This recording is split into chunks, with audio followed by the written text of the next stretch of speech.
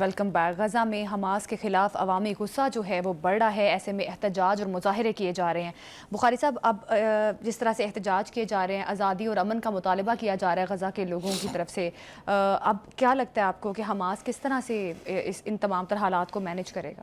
دیکھیں، خوفناک صورتحال ہے، کوئی دو رائے نہیں اس کے بارے میں۔ ایک اسرائیل تباہ کرنے پر تلا ہوا ہے جی، اور اگر اب غزہ کے اندر بھی حماس کے خلاف وہاں کے مقامی لوگ بھی مظاہرے کرنے لگ جائیں تو یہ دو آتشہ صورتحال ہے، بڑی خوفناکی کی طرف اشارہ کر رہی ہے۔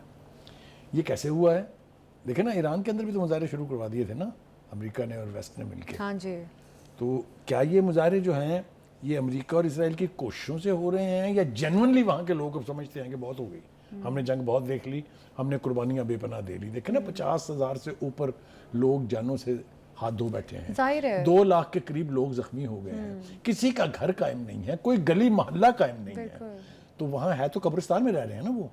تو اگر تو وہ حالات سے تنگ آ کے جینونلی کہہ رہے ہیں تو وہ الگ بات ہے، اگر وہ فوراً سپانسرڈ ہے وہ ایک الگ بات ہے۔ تو یہ میرے خیال سے آنے والے چند دنوں میں یہ بات واضح ہو جائے گی۔ دیکھنا یہ ہے کہ حماس اب ان کی طرف جو مظاہرین ہیں خود سے کیسے ریئیکٹ کرتی ہے، ان کو پرسویٹ کرنے کی کوشش کرتی ہے، انہیں یہ باور کرانے کی کوشش کرتی ہے کہ دیکھیں جنگ اپنے منطقی انجام کی طرف پہنچ رہی ہے، اس وقت اگر ہم آپس میں ڈیوائیڈ ہو گئے تو اس کا فائدہ اسرائیل کو پہنچے گا، کہا بھی ہے انہوں نے۔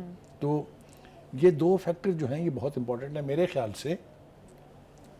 یہ ڈھونڈنا چاہیے اور یہ ذمہ داری ہے حماس کی لیڈرشپ کی کہ یہ مظاہرہ کرنے والے کون لوگ ہیں، کس کے کہنے پر کر رہے ہیں۔ اگر وہ جینونلی کر رہے ہیں تو حماس کی لیڈرشپ کو ان کی بات سننی چاہیے۔ بالکل، حماس کو جیسا سنجیدہ میں نے لینا کہا پڑے گا۔ کہ اگر وہ نمائندگی کا دعویٰ کرتے ہیں تو پھر ان کی بات کو سننے کی ذمہ داری بھی ان کی ہے۔ لیکن مجھے یوں لگتا ہے کہ غزہ کے اندر یہ جو نئی صورتحال نے جنم لیا ہے اس کا فائدہ اسرائیل اٹھائے گا اور مزید دباؤ بڑھائے گا، مزید قتل و غارت کرے گا تاکہ یہ لوگ اور ان کو اور اکسایا جا سکے۔ یہ بڑی انفارچونیٹ صورتحال ہے اس وقت، اتنی قربانیوں کے بعد اگر اس جنگ نے اس طرح سے ضائع ہونا ہے، اگر حماس نے اس طرح سے ختم ہونا ہے تو یہ بہت بڑی یعنی تباہی کی بات ہوگی میرے خیال سے۔ اس کی طرف میں ابھی یعنی سوچنے کے لیے بھی تیار نہیں ہوں، اللہ کرے کہ اس کا کوئی حل نکل آئے۔ جو احتجاجی نعرے ہیں ان میں ہے ہم جینا چاہتے ہیں، جی، بہت تباہی ہو گئی، اور جو ڈینجرس پورشن ہے وہ یہ ہے کہ اے حماس باہر باہر، جی، حماس کو کہہ رہے ہیں وہ کہ یہاں سے نکل جائیں۔ کیونکہ بخاری صاحب، اسرائیل کی بھی تو یہی شرط تھی نا کہ حماس جو ہے وہ غزہ میں نہ رہے، اسرائیل کی بھی یہی شرط تھی اور غزہ کے لوگ بھی اب یہی کہہ رہے ہیں کہ حماس باہر باہر۔ امریکہ بھی یہی چاہتا ہے کہ حماس ہتھیار پھینک دے، سمپل سویلین کی طرح سے رہیں یا یہاں سے چلے جائیں۔ پہلے تو ان کا پلان یہ تھا کہ یہاں سے نکال ہی دیں ان کو، غزہ جو ہے اسرائیل کو دے دیں یا یہاں پر تفریحی مقامات بنا دیں۔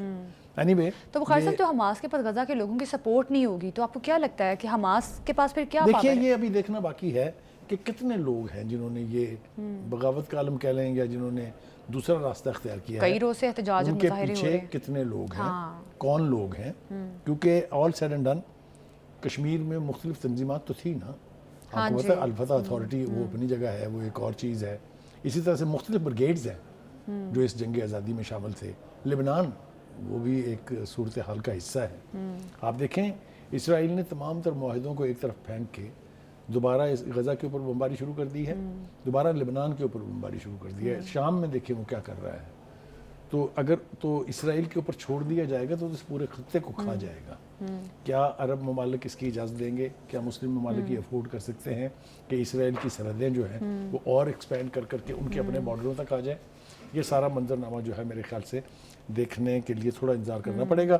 اس وقت ضرورت اس بات کی ہے کہ انٹرنیشنل آرگنائزیشن جو یونائٹڈ نیشنز ہے، عرب لیگ ہے، OIC ہے، ان کو اب اس صورتحال میں کودنا پڑے گا، انتظار نہیں کرنا پڑے گا، ان کو کودنا پڑے گا کہ یہ مزید غزہ کی تباہی اور مزید غزہ کے لوگوں کی جانوں کے نقصان کو روکنے کے لیے پریکٹیکل اقدامات کریں۔ بالکل بخاری صاحب، اسرائیل جو چاہتا تھا وہ اسرائیل کر رہا ہے۔ اسرائیل چاہتا ہے کہ فلسطینیوں کو مکمل طور پہ ختم کر دیا جائے، وہ کر رہا ہے۔ اسرائیل چاہتا تھا جنگ دوبارہ شروع کر دی جائے، یہ جو جنگ بندی والی آپشن تھی اس کو بھی اس نے سائیڈ کر کے دوبارہ جنگ شروع کر دیا ہے۔ تو اسرائیل کا جو میجر ایجنڈا تھا وہ تو پورا ہو رہا ہے، حالانکہ جب جنگ بندی والے آپشنز میں یرغمالیوں کی رہائی پہلے مرحلے میں حماس نے پورا سپورٹ کیا اور کہیں بھی وائلیشن نہیں کی۔